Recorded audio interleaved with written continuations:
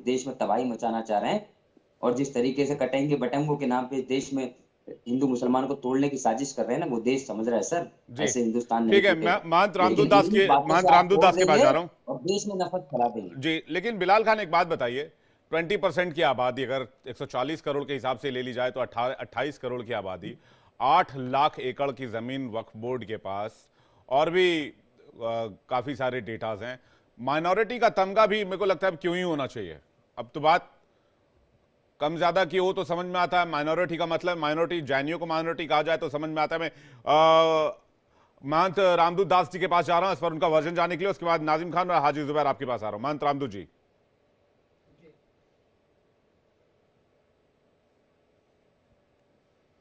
वो माननीय बिलाल जी को मैं सुन रहा था, उनके द्वारा जो कहा गया कि मुस्लिमों को टारगेट किया जा रहा है या मंदिरों को टारगेट किया जा रहा है। बिलाल जी, एक बात मैं पूरे खुले शब्दों में कहना चाहूंगा कि आप हिंदुस्तान में हैं, इसलिए आप इतना बोल भी रहे हैं और इतना बोलने की आजादी भी आपको मिल रही है।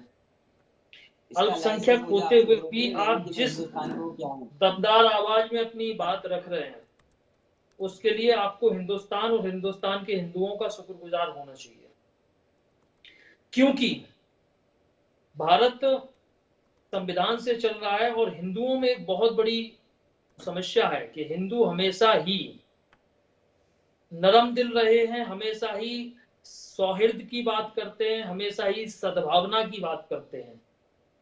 रही बात आप जो बात कर रहे हैं ना, मंदिरों के लाउड स्पीकर, उन मंदिरों के मस्जिदों के लाउड स्पीकर, उन मस्जिदों के लाउड स्पीकर पे बांग्लादेश में काटो और मारो की आवाजें गूंज रही हैं। क्या आप उम्मीद रखते हैं कि भारत में भी ऐसा हो? इतना प्रेम है तो जाइए ना बांग्लादेश, यहाँ क्यों रुक रहे हैं सर? बांग्लादेश जाइए, हम भारत में रह रहे हैं सर, हमें हिंदुस्तान में मैं क्यों बताइए जाऊं मत। बांग्लादेश? आपसे बिलाल जी, पहले सर्टिफिकेट मेरी लेके बात सुन हिंदुस्तान में लीजिए, मैं शुक्र अदा आपके करेंगे, बीच हम में क्या बोला करेंगे। नहीं। मैं क्या कह रहा हूं, मेरी बात सुन लीजिए, मैं आपके बीच में बोला नहीं। मैं क्यों बांग्लादेश जाऊं? जब पाकिस्तान का बंटवारा हो रहा था और आपको इस्लामिक राष्ट्र चाहिए था, जब आपको वक्फ बोर्ड चाहिए था, तो आप यहाँ क्यों बैठे हो? आप चले जाओ ना बांग्लादेश या पाकिस्तान। आप 80% आबादी में वक्फ को जायज ठहरा रहे हैं। आप 28 करोड़ के 8 लाख एकड़ जमीन दबाए बैठे हो, जिसमें जबरदस्ती आपने कब्जा किया है।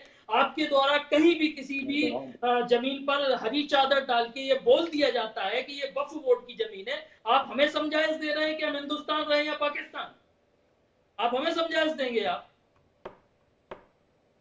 वास्तविकता तो यह है कि भारत का हिंदू आज भी सौहार्द की भावना रखता है और आप उसी इस्लाम के नियम पे चलते हैं कि गैर हिंदू काफिर है, और हम उस सनातन के उस पे चलते हैं कि हर व्यक्ति भगवान है, हर व्यक्ति में भगवान का वास है। अगर हम हिंदुओं ने कहीं 1 मिनट के लिए अगर आपको पराया समझ लिया ना, तो ये सौहार्द की भावना 1 मिनट में हट जाएगी और आपके मुंह से जो आवाजें निकल रही है ना कि किसने रोका, किसने रोका, फिर आप छाती पीटेंगे, नहीं नहीं, छाती पीटेंगे कि ये संविधान की हत्या है। धमकी दिलवा रहे क्या? इनको रोकिए मानवता की 1 हत्या है। मिनट। ये तो 15 मिनट वाले इसके भी बाबा हो रहे हैं, 15 मिनट जो बोल रहा था जिस उसके भी 1 मिनट बांग्लादेश की बात में कर रहे हैं। हिंदुओं को उसके काटने ऊपर और तो आपने मारने की 15 बात मिनट हो में रही पूरे है। देश में बवाल आप मचा भारत दिया, ये में तो 1 बैठ मिनट के का टाइम दे रहे हैं बाबा जी। 80% हिंदुओं के बीच में बैठ के इसका 1 समर्थन मिनट का कर रहे टाइम हैं दे रहे हैं आप। बाबा जी, 1 मिनट में क्या कर लोगे? 1 मिनट में धमकी दे रहे हैं, 1 मिनट का नेशनल टाइम चैनल में पे तो बैठ के बहुत कुछ धमकी। हो सकता है बिलाल साहेब।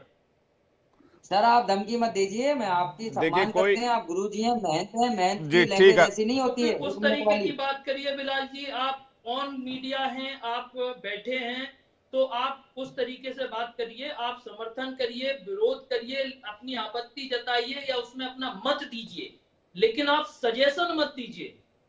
आप मुझे सजेस्ट मत करिए कि मुझे कहां रहना तो चाहिए। आप हमें धमकी मत आप दीजिए, सजेशन आप अपने पास रखिए, हमें आपके सजेशन की जरूरत नहीं नहीं नहीं, है। आप मुझे धमकीबाजी सजेशन नहीं मत चलेगी, दीजिए कि मुझे कहां रहना है, और इसे मैं आप आपको धमकी सजेशन मत नहीं दे रहा। समझिए। इसे आप अपने लिए अच्छा ही समझिए कि भारत के हिंदुओं की देखिए सौहार्द की मैं, भावना लेट मी आज भी इंटरवीन। है। देखिए ये बहस बहस देखिए, ये बहस हम दूसरी तरफ चली जाएगी थोड़ी सी, इसलिए मुझे बीच में आप दोनों को रोकना होगा। बात इसका नहीं है कि भाई कौन क्या बोल रहा है और कौन किस बारे में बोल रहा है। बात इस बारे में है कि बांग्लादेश में क्या हुआ। बांग्लादेश में यह हुआ कि वहां पर चिन्मय दास प्रभु हैं, इस्कॉन के टेंपल के हेड। वो कह रहे थे भाई कि जिन लोगों को मारा पीटा है, जिन बेटियों बहनों का पर अत्याचार किया है, जिनके साथ रेप हुए हैं, उनको इंसाफ दो। उनके लिए एक जो है समिति का गठन करो और उनको जल्द से जल्द इंसाफ दिलाओ। और वो लगातार इस बारे में रैली कर रहे थे। भाई उन्होंने तो प्रोटेस्ट ही किया था, मांग ही तो उठाई थी। ये मांग उठाने की वजह से उनको उठाकर अरेस्ट करके जेल में डाल दिया गया और कोर्ट से उनकी याचिका भी खारिज कर दी। अब बताइए, भारत में अगर ऐसा हो जाए तो फिर बहुत गंभीर सवाल उठेंगे। हालांकि भारत के, मैं इसमें तारीफ करना चाहूंगा, भारत का हर वर्ग, चाहे वो हिंदू वर्ग हो चाहे वो मुस्लिम वर्ग हो, कल हमने स्टोरी भी चलाई, हमने सबकी बात भी सुनवाई, सबने कहा कि ये गलत है और इसमें फौरन रिहाई होनी चाहिए उनकी और उनको फ्री किया जाना चाहिए। लेकिन बात सिचुएशन की है। हाजी जुबैर, क्या सिचुएशन बनाया जा रहा है?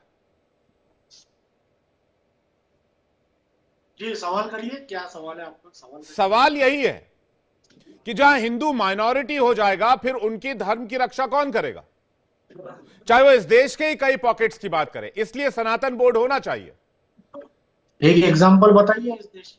आप हिंदू माइनॉरिटी में है, दिल्ली में, पूना में, महाराष्ट्र में, यूपी में, और इस तरीके की घटना हुई हो, रेफरेंस दीजिए सर। बकैती तो बहुत 11 स्टेट हैं, 11 स्टेट हैं जहां पर हिंदुओं की आबादी कम है, लेकिन उन्हें माइनॉरिटी का स्टेटस नहीं मिला है। मैं आपको बता देता हूं सर जी, आपने माइनॉरिटी स्टेटस की यहाँ बात ही नहीं हो रही है। यहाँ ये हो रहा है, आपने जो क्लेम किया और इसके पहले जो धर्मगुरु साहब ने क्लेम किया और आपके ओपनिंग रिमार्क में कोई संत ने क्लेम किया कि जिस तरीके से दिल्ली के अंदर, यूपी के अंदर, महाराष्ट्र के अंदर, दीगर प्रदेशों के अंदर जहाँ हिंदू कुछ मोहल्लों में माइनॉरिटी में आए, वहां पे बोर्ड लगा दिए गए या कहीं पे कुछ ऐसा प्रचार किया गया कि हिंदू घर छोड़ दे। एक रेफरेंस दीजिए, मैं आपको इसी डिबेट में 100 से ज्यादा खप पंचायतों के रेफरेंस दे दूंगा जहां पे मुसलमानों से अपील की गई कि आप ये गांव, ये शहर, ये मोहल्ला छोड़ दीजिए। उत्तराखंड के अंदर, छत्तीसगढ़ के अंदर, यूपी के अंदर, मैं रेफरेंस देता हूं आपको, पंचायतों के फैसले दे देता हूं। आप एक रेफरेंस दे दीजिए, दिल्ली के अंदर, यूपी के अंदर, महाराष्ट्र के अंदर, गुजरात, महाराष्ट्र, जहाँ पे एक मुस्लिम बहुल इलाके में एक हिंदू आदमी को बोला गया हो कि आप घर छोड़ दीजिए। रेफरेंस पे बात कीजिए। हाजी जुबैर, बोल बच्चन तो बहुत हो गया। नहीं, बोल बच्चन नहीं कर रहा है कोई भी यहां पर। अब मेरी बात सुनिए। 2022 में सुप्रीम कोर्ट में एक याचिका दाखिल हुई, उसमें कहा गया 9 ऐसे राज्य हैं जहां हिंदू अल्पसंख्यक हैं। जम्मू कश्मीर, तो कश्मीर में क्या हुआ 90 के दशक में, आपको बताने की आवश्यकता है, आप जानते हैं, दर्शक जानते होंगे। मिजोरम में, नागालैंड में, मणिपुर में, मेघालय में, अरुणाचल में, पंजाब में, लक्षद्वीप में और लद्दाख में। तो कहने का मतलब ये है, आप मेरे बात का कॉन्टेक्स्ट नहीं समझ रहे हैं। आप हर बार मुझसे सर्टिफिकेट मांगने लग जाते हैं कि भाई ये प्रूफ ला दीजिए, वो कर दीजिए, ये कर दीजिए, विवेक भाई वो दिखा दीजिए, दिखा दीजिए, ढमका दिखा दीजिए। मैं ये नहीं कह रहा, मैं कह तो रहा हूं सर, अभी तो आपको पढ़ के सुनिए मेरी बात सुनिए। देखिए, कुतर्क करने का कोई फायदा नहीं है मुझे। मैं रियलिटी में आई ना, मैं जो सवाल आपके पास कोई सबूत नहीं है। मैं सबूत लेके कोई बैठता नहीं है सर। मैं पहले बात आपको जी जी, कोई रेफरेंस नहीं है। रेफरेंस आपको दिया, 2022 में याचिका डाली गई जिसमें 9 राज्यों में हिंदू अल्पसंख्यक बताया गया। मैंने आपको बोला 90 के दशक में कश्मीर में क्या हुआ, मैंने आपको बोला पश्चिम बंगाल चले जाइए और दुर्गा पूजा का इस बार का पूरा डेटा उठाकर देख लीजिए। इसके अलावा इस बार जब पूजा हुआ था उसका डेटा उठाकर देख लीजिए, इस देश में कितने FIR हुए हैं हिंदू मंदिरों पर और पूजा पंडालों पर हमले के। चलिए आगे बढ़ते हैं। मैं फिर से दोबारा क्वेश्चन पर आता हूं, अगर सनातन बोर्ड होगा तो ऐसे मामलों को एस्केलेट किया जा सकेगा, तो क्यों नहीं होना चाहिए? मैं बस यही पूछ रहा हूं। हाजी जुबैर, सबसे पहली बात, सिर्फ सनातन बोर्ड नहीं बल्कि ऐसे 1 डजन संगठन होने चाहिए जो हर अन्याय अत्याचार के ऊपर मामला एस्केलेट करे और जिसके भी ऊपर शोषण हुआ है उसको न्याय दिलाए। और मुझे एक बड़ी समस्या यहाँ ये दिख रही है कि जिनको हिंदू हृदय सम्राट, सनातन को बचाने वाला, और जिस तरीके का प्रोजेक्शन नरेंद्र मोदी जी और अमित शाह जी के ऊपर लगाया जाता है और जिस तरीके से उनको प्रोजेक्ट किया जाता है, तो 12 साल से या पिछले 11 साल से ये क्या कर रही है गवर्नमेंट? हिंदुओं को क्यों ये प्रताड़ित होने दे रही है? इसका सवाल गवर्नमेंट से कीजिए और गवर्नमेंट के एक प्रवक्ता को बिठाइए सर, यहाँ हम सब मिलकर उनसे सवाल करेंगे। जी नहीं, ऐसा बात क्यों हो देखिए, रहा है? बात ये नहीं है कि कौन किसको प्रताड़ित कर रहा है या सरकार प्रताड़ित कर रही है। बात इसकी है कि जरूरत है कि नहीं, आखिर ये मांग क्यों उठी है। डिबेट इस पर है। हाजी नाजिम जी, हाजी नाजिम के पास जा रहा हूं, फिर आपके पास आ रहा हूं जी। हाजी नाजिम के पास जा रहा हूं, आप कुछ कहना चाह रहे हैं, पूरी कर लीजिए अपनी बात। जी सर, एक संगठन नहीं, ऐसे 10 संगठनों की जरूरत है और ऐसे संगठन बनने ही चाहिए। तो फिर वक्फ बोर्ड जैसे भी 10 और संगठन होने चाहिए वक्फ बोर्ड के अलावा, 20 और होने चाहिए। ठीक है। हाजी नाजिम इस पर क्या कह रहे हैं, आपको क्या लगता है हाजी नाजिम?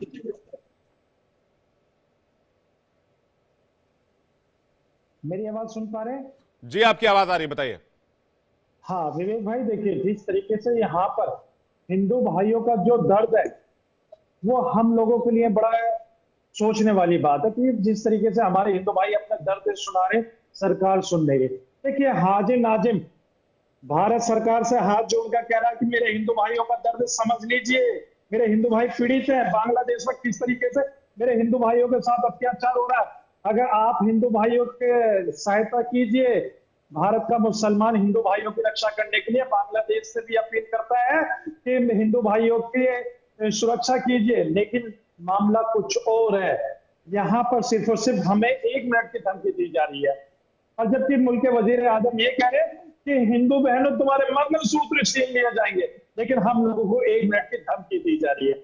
यहाँ पर मुल्क के वजीर आजम ये कहते हैं कि तुम्हारी जमीनें जाने बच्चों को दे दी जाएगी, यहाँ पर हम लोगों को 1 मिनट की धमकी दी जा रही है। और देखिए महाराज जी, अब मैं आपको बता दूं, आप 1 मिनट की धमकी दे दीजिए, 1000 मिनट की धमकी दे दीजिए, 1,00,000 मिनट की धमकी दे दीजिए, ये मुल्क संविधान से चलता है, आप लोगों की गीदड़ भक्ति से नहीं चलेगा। आप हमें जितनी मर्जी धमकी दीजिए, हम संविधान ही लोग हैं, संविधान को मानने वाले और संविधान के तहत चलेंगे। रही बात यह कि जिस तरीके का माहौल देश के अंदर बन रहा है, आप ये कहते हैं कि सनातन बोर्ड बनना चाहिए, भाई हम लोग तो स्वागत करते हैं, आप सनातन बोर्ड बनाइए, किसने रोका है? लेकिन आप लोग है ना, सिर्फ और सिर्फ सरकार से तो सवाल कर नहीं सकते, क्योंकि आप लोगों की किसी की हिम्मत नहीं है सनातन बोर्ड के लिए भारत सरकार से सवाल करने के। सवाल करते हैं विपक्ष से कि विपक्ष जाके सरकार से कहे, अरे भाई आप लोगों की मांगे बनाइए, हम तो आपका समर्थन कर रहे हैं, आप बनाइए। लेकिन आप लोग सनातन बोर्ड तो बनाने की मांग करते हैं, लेकिन वक्फ बोर्ड खत्म करने की बात करते हैं, और जबकि ये मुल्क के अंदर वक्फ बोर्ड जो संविधान के तहत बनाया गया। हम कहते हैं महाराज जी, एक बात मैं आपसे पूछना चाहता हूँ कि ये बता दीजिए, आश्रम के पास कितनी जमीनें हैं, कभी उसका भी सर्वे हुआ? मठ के पास कितनी जमीन है? इस पर हम लोग डिबेट में बात कर चुके हैं, इस पर हम लोग डिबेट में बात कर चुके हैं, उस पर कुछ कहना, मेरी बात पूरी हो जाने दें, बात पूरी हो जाने दें। रामदूत दास जी कुछ कहना चाह रहे हैं, लेकिन 2023 का एक डेटा रखता हूं, अभी डेटा की बात हुई थी। विश्व हिंदू परिषद ने एक रिपोर्ट जारी किया 2023 के जनवरी से लेकर छठ पूजा तक, जिसमें कहा गया कि हिंदुओं पर हमले की 300 से अधिक घटनाएं हुई। इसमें हिंदू युवतियों की हत्या के 40, मंदिरों पर हमले के 131, त्योहारों और धार्मिक यात्राओं पर हमले के 84 घटनाएं हुई, और हिंदू समुदाय या लोगों पर हमले की 58 घटनाएं हुई। तो ये संत कह रहे हैं बार बार कि भाई अगर इस तरह से मामले बढ़ते जाएंगे, एस्केलेट होंगे, तो उसको हम लोग सनातन बोर्ड के जरिए सही तरीके से सही जगह पर उठा पाएंगे, सरकार के सामने अपना पक्ष रख पाएंगे। नाजिम खान जी। हाँ देखिए, आपने मेरी बात पूरी नहीं होने दी विवेक जी। देखिए मैं आपके सवाल का जवाब दे रहा हूं, उससे पहले मैं ये कह रहा हूं कि मैं अपने हिंदू भाइयों साधु संतों को बिल्कुल आश्वासन देना चाहता हूं कि पीस पार्टी की सरकार बनने दीजिए, आपको सुरक्षा भी मिलेगी, और आप जो सनातन बोर्ड की बात कर रहे हैं, हम तुरंत आपको सनातन बोर्ड बनवा देंगे, लेकिन आपको पीस पार्टी की भारत के अंदर सरकार बनने दीजिए। देखिए हम लोगों ने आश्वासन दिया। नाजिम भाई, आप तो आप भाईचारा की बात करते हैं, साधु संत कह रही है भाई कह के फिर चारा बना लेते हैं। हाँ देखिए, अभी चारे किसने बनाया गया, अखलाक को किसने धार्मिक नारे लगा के किसने मारा, और देखिए जो जुनैद नासिर को बोलेरो के अंदर किसने जिंदा जला दिया, और देखिए तबरेज अंसारी को चोरी के इल्जाम में किसने मार दिया, अगर पहलू खान को किसने मॉब लिंचिंग कर दी। देखिए हम तो भाई हैं, लेकिन हम लोगों का भाई के नाम पे चारा कौन बनाता है बताने की जरूरत नहीं है।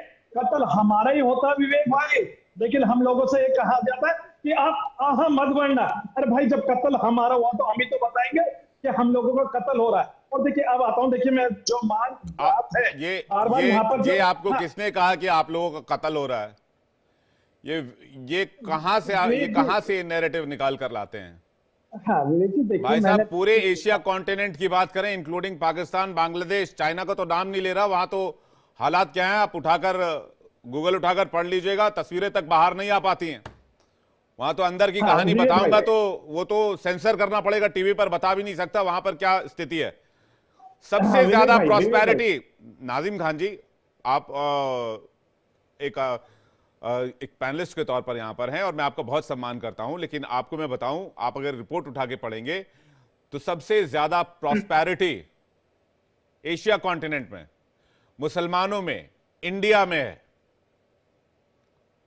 और ये बात कोई दबी छिपी नहीं है, ये बात डेटा में है, रिपोर्ट में आप जितने भी रिपोर्ट्स उठाकर पढ़ेंगे तो ये कत्ल किया जा रहा है, ये किया जा रहा है। एक आध छिटपुट घटनाएं हो सकती हैं, लेकिन मॉब की घटनाएं इस तरह की नहीं होती। और अगर होता तो हालात बांग्लादेश और पाकिस्तान जैसे होते, जहां पर हिंदू माइनॉरिटी और मुस्लिम जो है वो मेजॉरिटी में। आप ठीक उसी तरह के हिसाब किताब से अंदाजा लगा लीजिए। नाजिम खान अपनी बात पूरी कीजिए, फिर मैं बाकी मेहमानों का रुख देखिए अभी आपने कहा कि ये छिटपुट घटना, देखिए आपके लिए छिटपुट घटना हो सकती है, लेकिन हमारे लिए बहुत बड़ी घटना है, क्योंकि हर किसी के घर का चिराग बुझ जाता है इन घटनाओं की वजह से। और देखिए अब मैं बात कर देता हूँ, जब अभी आपने बांग्लादेश के, अफगानिस्तान, पाकिस्तान, इन सब की बातें करी, तो मैं ये कहता हूँ देखिए पाकिस्तान, अफगानिस्तान, बांग्लादेश ये सब अखंड भारत का हिस्सा। और देखिए मैं दोबारा कहता हूँ भारत सरकार से कि अखंड भारत के अंदर मिला लीजिए ये तीनों को। हम हाथ जोड़ के करें भारत सरकार में, हम पीस पार्टी वाले बांग्लादेश, अगर पाकिस्तान, अफगानिस्तान को भारत में मिलाना चाहते हैं, आप अपील करते हैं ताकि हमारे हिंदू भाई सुरक्षित रह सके। हाँ, ताकि आप भारत सरकार से अपील, ताकि आप 100 करोड़ हो जाएं और फिर बाकी के 80 करोड़ का हिसाब किताब लगा दें। अरे विवेक भाई देखिए ये कौन सी बात होगी? अब हमने अपने अखंड भारत की बात करी है, हम अपने हिंदू भाइयों को गले मिलाने की बात कर रहे हैं, तो यहाँ पे भी हम लोगों को टारगेट किया जा रहा। फिर मुझे एक शेर याद आ गया, भाई एक शेर याद आ गया, बांग्ला शेर पढ़िए आप, शेर भी पढ़ दीजिए, चलिए पढ़ दीजिए शेर। देखिए आपकी बात तो मुझे याद आ गया कि चलती बंदूक के तहाने पे है, हमको मालूम है हम निशाने पे। अगर हम अपने हिंदू भाइयों को गले भी लगाएंगे तब भी 100 करोड़ 80 करोड़ की बात होगी। लेकिन मैं अपने हिंदू भाइयों को आश्वासन दिलाता हूँ कि आप हमारे राज्य में हमेशा सुरक्षित रहेंगे। सरकार के राज्य में तो आप सुरक्षित नहीं है, हम आपको सुरक्षा देंगे, हम पे विश्वास कीजिए। ये भारतीय मुस्लिम का आपसे वादा है, संवैधानिक तौर पे आप लोगों से वादा कर रहे हैं, हम अपने हिंदू भाइयों को सुरक्षा देंगे और दिल से सुरक्षा देंगे। विवेक बिल्कुल दिल से सुरक्षा देंगे। शायद आप जैसा मुसलमान बांग्लादेश में भी होता तो आज तो बांग्लादेश में कोई इशू ही नहीं रहता और इतनी बड़ी कोई खबर ही नहीं आती। हमारे साथ महंत रामदूत दास जी हैं, कुछ कहना चाह रहे हैं, उसको डीपी शास्त्री आपके पास आ रहा हूं, उसके बाद बिलाल खान आपके पास आऊंगा। रामदूत जी, वो इनके शेर को सुन के हमें भी एक शेर याद आया कि यारो कभी बेवफा से प्यार ना मांगो और अपने ही गले के लिए तलवार ना मांगो। ये हिंदुओं को हिफाजत करने की बात कर रहे हैं, ये कह रहे हैं कि हिंदुओं के द्वारा घटनाएं हो रही हैं मुस्लिमों के साथ। भाई दुर्गा पूजा पंडाल में आग लगाएं आप, रामनवमी शोभा यात्रा पे पथराव करें आप। नहीं सुन लीजिए, अरे आपके पास सुनिए, पहले आप सुन लीजिए, मैंने आपकी बकबक सुनी, मैंने आपकी सुनी। अगर आप झूठ बोलेंगे तो आपकी बात नहीं सुनूंगा। मैं क्या कह रहा हूँ, 2 मिनट सुन लीजिए, मैंने आपको सुना, पूरी तसल्ली से सुना। मैं बीच में हाजी नाजिम एक एक करके वो आप कह रहे थे तो वो सुन रहे हैं, तो आप सुनिए। नहीं भाई अगर सच बोलेंगे तो हाजी नाजिम सुनेगा। महाराज जी आप सच बोलिए, हाजी नाजिम सुनेगा। आप जा सकते हैं, आपने नहीं आपने सच्चाई कड़वी होती है, किसी को नहीं सुनने को होता है। ठीक है, एक एक करके बोलिए। मुझे बोलने का मौका दीजिए, मैंने सुना इनको बहुत अच्छी तरीके से। ये भाईचारे की बात करते हैं, दुर्गा पूजा पंडाल में आग लगाएं, ये रामनवमी शोभा यात्रा पर पथराव करें, ये भक्तों पर गर्म पानी की बौछार करें, ये महिलाओं के झूठ बोल रहे हैं। अरे आप क्यों झूठ बोल रहे हैं? आप झूठ बोल रहे हैं, इसका मतलब ये है कि आप राज्य सरकार पर सवालिया निशान उठा रहे हैं। आप शासन प्रशासन पे सवालिया निशान उठा रहे हैं। सुन लीजिए ना, सच्चाई कड़वी होती है। अरे सुन लीजिए, आप तो गला चलेगा। अरे सुन लीजिए, राज्य सरकार जो सुरक्षा की ये भारत में सच्चाई है,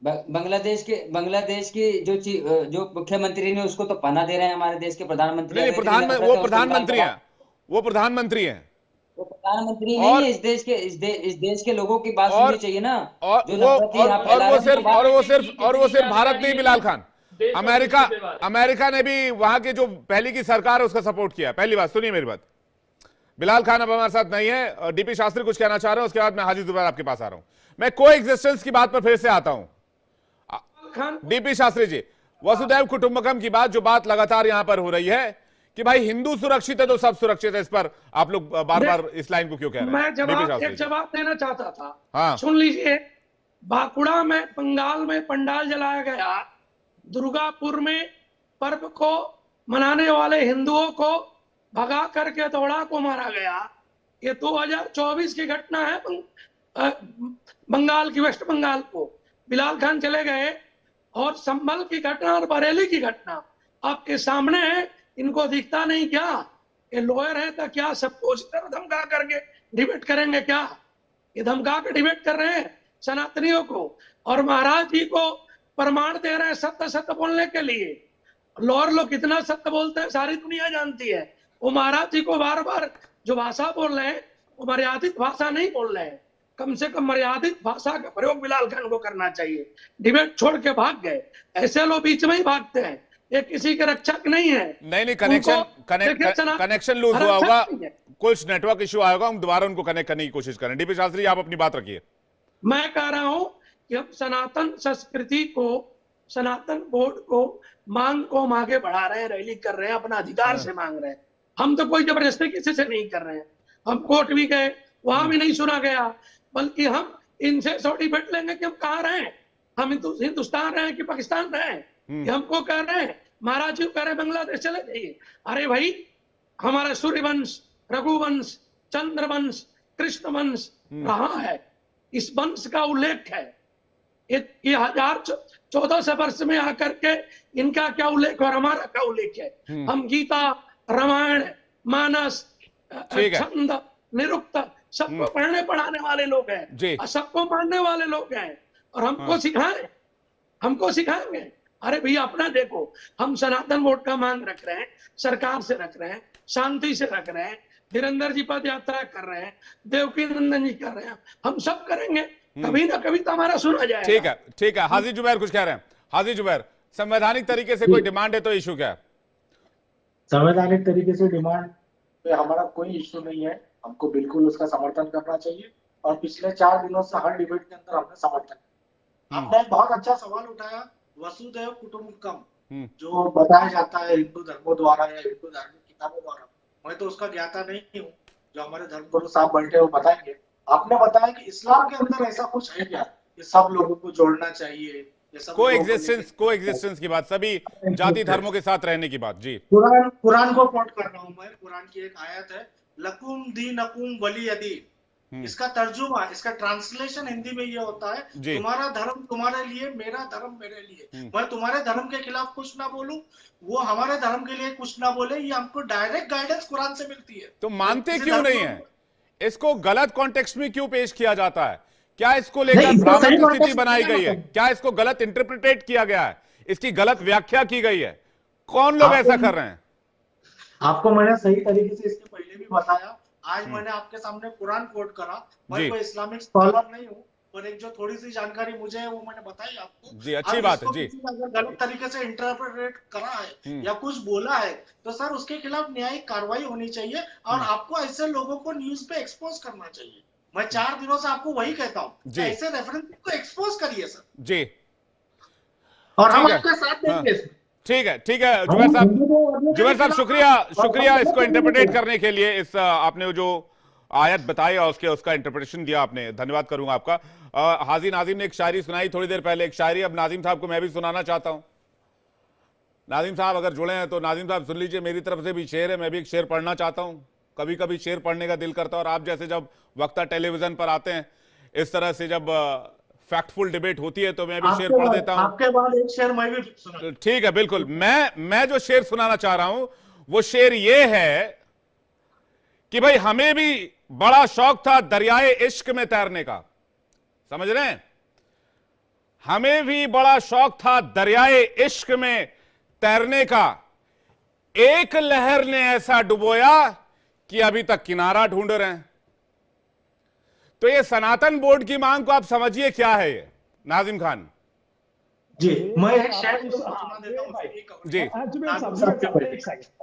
विवेक भाई, आपका इस शेर को मैं आगे बढ़ा देता हूँ। देखिए, तुमने चाहा ही नहीं हालात बदल सकते थे। विवेक भाई गौर से सुनना। हाँ। तुमने चाहा ही नहीं हालात बदल सकते थे, मेरी आंख के आंसू तुम्हारी आंख से भी निकल सकते थे। तुम तो ठहरे रहे झील में पानी की तरह, दरिया बनते तो बहुत दूर तक निकल सकते थे। तो देखिए आज वक्त है हम लोगों को एक साथ होने का। तो देखिए मेरे इस शेर के माध्यम से एक ऐसा मैसेज जाएगा। तो ये तो साथ वाली ही बात है, आपका एक वक्फ बोर्ड, इनका एक सनातन बोर्ड, होली है साथ साथ, है कि नहीं? हाँ, तो हम तो कहते हैं कि सनातन बोर्ड बनाइए। रामदूत जी कुछ कहना चाह रहे हैं, इसके पहले हाजी जुबैर कुछ कहना चाह रहे हैं। जी हाजी जुबैर।